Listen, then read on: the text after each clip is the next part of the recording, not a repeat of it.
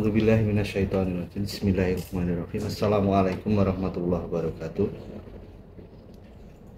Alhamdulillah. Alhamdulillahirabbil alamin wa bihi nasta'inuhu ala umuri dunya waddin.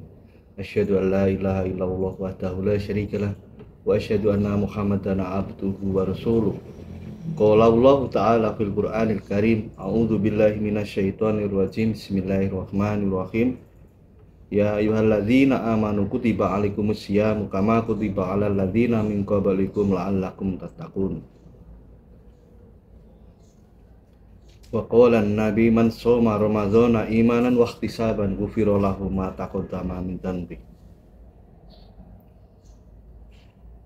Para pemirsa yang dirahmati oleh Allah Subhanahu wa taala, marilah pada kesempatan yang berbahagia ini, di momen bulan yang sangat kita nanti-nantikan dan kita rindukan, tak lupa kita selalu meningkatkan keimanan dan ketakwaan kita kepada Allah Subhanahu wa taala. Iman merupakan pengakuan jiwa. Iman merupakan ekspektasi dalam bentuk ucapan maupun perilaku. Bahwasanya di dalamnya memuat hakikat percaya dan yakin Allah lah Tuhan yang patut dan harus kita sembah. Tiada yang sebanding dengan Dia. Maka dalam salah satu riwayat diterangkan, iman mengandung 3 dimensi: diyakini dalam hati, diwujudkan dalam ucapan, dan diwujudkan dalam bentuk perilaku atau perbuatan. Kemudian dari keimanan tersebut akan menghasilkan sebuah ungkapan yang mungkin kita sudah lazim di telinga kita dan sering kita ucapkan, yaitu ketakwaan. Ketakwaan berarti di dalamnya yaitu berasal dari bentuk keyakinan dan keimanan tadi, bentuk kepasrahan kita tadi pada Tuhan. Bentuk kepasrahan tersebut dilihat dari perilaku maupun ucapan dalam kehidupan sehari-hari yang mencerminkan menjalankan perintah Tuhan dan meninggalkan semua larangan-larangan. Jamaah para pemirsa yang dirahmati oleh Allah Subhanahu wa taala, kita sebagai hamba Allah mesti kita sudah menuruti, menjalankan perintah-perintahnya maupun menjauhi larangannya, tidak serta-merta dan tidak semudah yang kita bayangkan. Kita membutuhkan sosok seorang teladan, sosok seorang contoh, dan semuanya itu terdapat pada diri Rasulullah SAW. Dan dari contoh tersebut semoga akan menjadikan kita nanti di hari kiamat menjadi salah satu dari umatnya dan mendapatkan syafaatnya. Amin amin ya rabbal alamin. Para pemirsa yang dirahmati oleh Allah Subhanahu wa taala,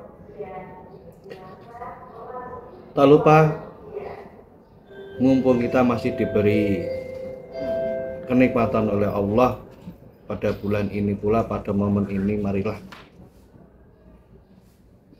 kita meluangkan waktu sejenak, merenung sejenak. Untuk apa sih kita itu diciptakan oleh Allah? Untuk apa sih sebenarnya tujuan hidup kita?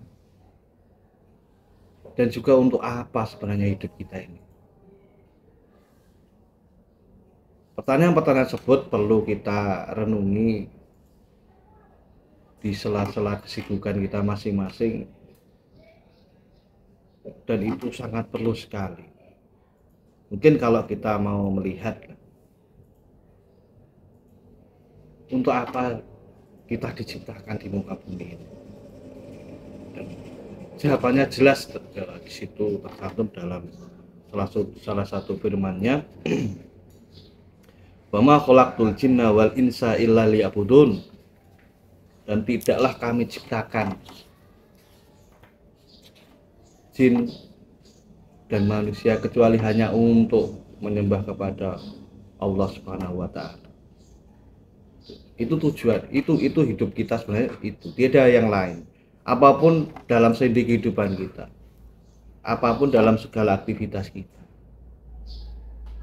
entah itu aktivitas kita dalam berakidah, entah itu aktivitas kita dalam berakhlak, hablum minallah wa hablum minannas. Dan sebenarnya pola-pola pikir kita selama ini mungkin agak sedikit perlu dibenahi itu. Kadang kita berpikir beribadah itu hanya berkaitan langsung dengan Tuhan, berkaitan langsung dengan Allah. Sebenarnya tidak. Ibadah, konsep ibadah itu bisa kita terapkan dalam kehidupan sehari-hari karena semuanya memang diawali dari ibadah. Kita awali dengan bacaan basmalah. Dan insya Allah itu sudah menjadi salah satu ladang ibadah. Itulah untuk apa manusia itu diciptakan. Pertanyaan selanjutnya, bagaimanakah kita itu menjalankan tugas kita? Bagaimana kita melaksanakan tugas tersebut?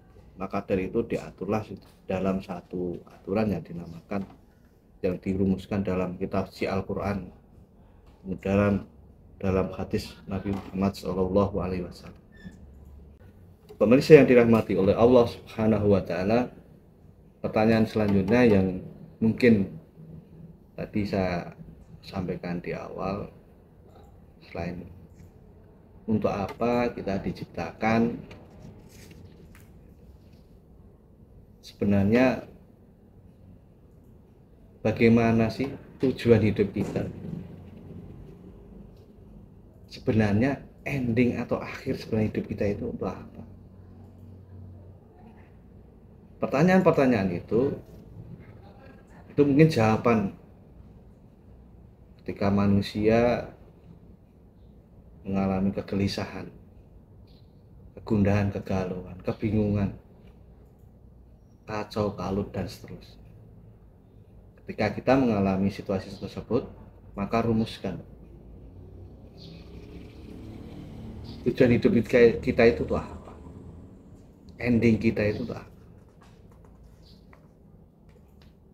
Nah, kalau sudah mengarahkan sampai ke arah situ, berarti kita berpikirnya jauh ke depan, berpikirnya jauh ke masa depan. Nah, kata-kata jauh ke depan, masa depan itu kalau dikaitkan dengan kitab suci Al-Quran itu jelas bahwasanya manusia itu setelah kehidupan dunia yang dijalani bukan berarti sudah selesai. Masa depan manusia itu bukan di kehidupan dunia. Masa depan manusia yang sebenarnya itu yang hakiki itu adalah di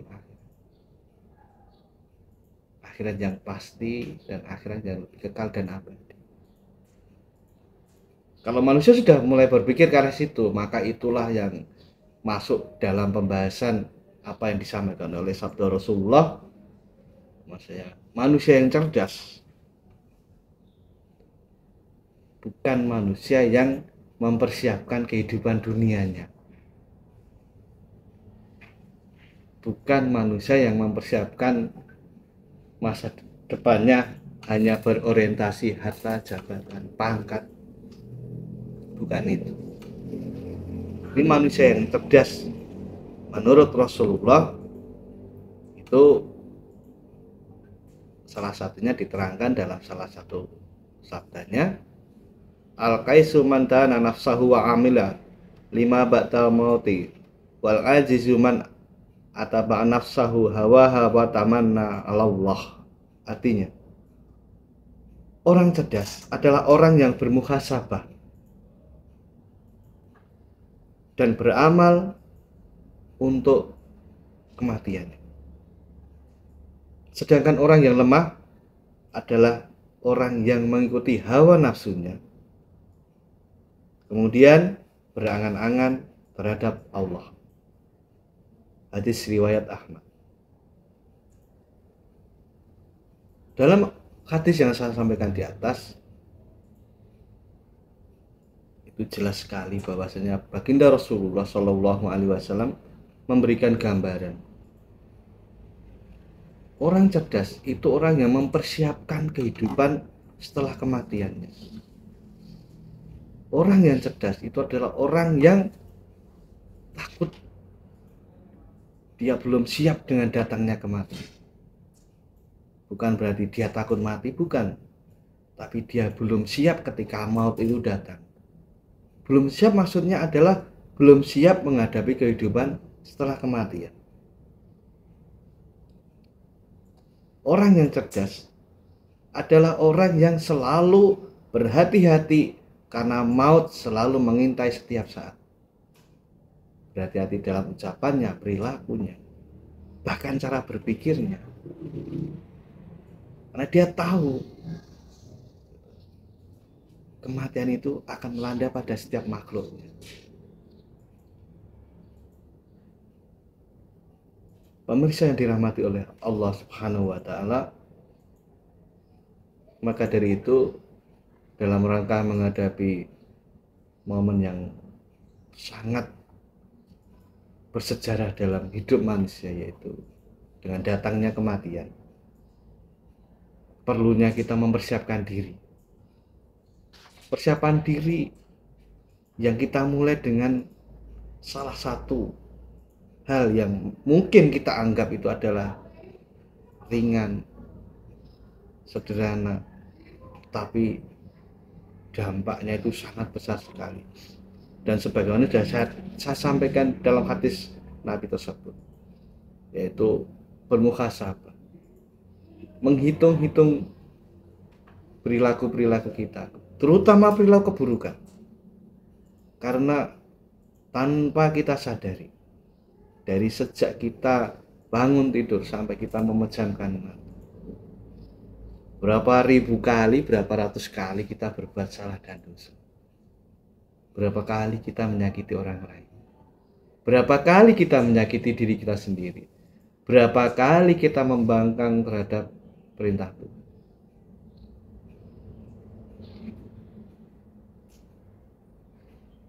Pemirsa yang dirahmati oleh Allah Subhanahu wa Ta'ala, dengan adanya muhasabah itu, maka itu merupakan langkah awal bagaimana kita mempersiapkan diri dalam menghadapi kematian. Bagaimana kita menunjukkan identifikasi atau gejala sebagai orang yang cerdas. Tidak gegabah, tidak pernah menganggap yang penting hidup dijalani. Bukan begitu. Bukan asal kita menjalani hidup, kita ada aturan. Aturan-aturan tersebut sebagaimana yang kita ketahui bersama menjadi panduan kita, terutama dalam memperbaiki diri. Jangan sampai kita gagal di dunia, kita sengsara di akhir. Oke lah kalau kita bisa dikatakan gagal di dunia, tapi setidak-tidaknya jangan sampai kita berlanjut mengalami kegagalan dan kesengsaraan di akhirat. Jangan sampai. Pemirsa yang dirahmati oleh Allah Subhanahu wa Ta'ala, sekali lagi di bulan yang suci ini, marilah kita banyak merenung, zikrullah, ingat pada Allah, memohon ampun pada Allah, memohon petunjuk, memohon daya dan kekuatan agar bisa menjalankan kegiatan-kegiatan di bulan Ramadan ini. Entah itu kegiatan dalam bentuk hablum minallah maupun dalam bentuk hablum minannas. Itu menjadi salah satu implementasi dari muhasabah. Di muhasabah itu sekali lagi tidak hanya menghitung kekurangan-kekurangan manusia, menghitung kekurangan-kekurangan diri. Namun ada bentuk aplikatifnya, penerapannya, yaitu banyak menekan ruang dan waktu manusia untuk berbuat yang tidak baik, berbuat yang sia-sia. Di akhir dari khutbah yang saya sampaikan, marilah sebelum kematian datang menjemput kita, karena kematian adalah pemutus kenikmatan di dunia, kita segera bergegas berbenah diri, muhasabah diri, karena kematian adalah hal yang datangnya tanpa diduga-duga dan menimpa setiap saat, setiap waktu, tanpa kenal tempat dan tanpa kenal siapapun itu. Itu sudah menjadi hak prerogatif Allah. Pemirsa yang dirahmati oleh Allah Subhanahu wa taala, mungkin itu yang dapat saya sampaikan. Semoga bisa membawa kebaikan untuk diri kami pribadi